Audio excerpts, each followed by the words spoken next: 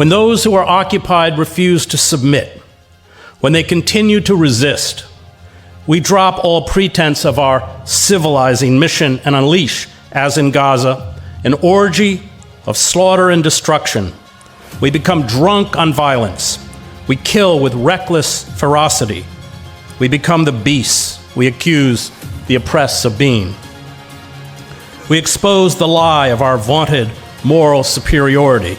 We expose the fundamental truth about Western civilization.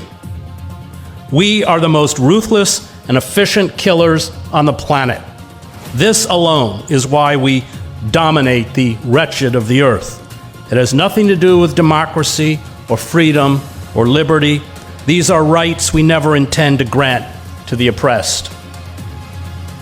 Honor, justice, compassion, and freedom are ideas that have no converts, Joseph Conrad reminds us. There are only people without knowing, understanding, or feelings who intoxicate themselves with words, repeat words, shout them out, imagining they believe them, without believing in anything else but profit, personal advantage, and their own satisfaction.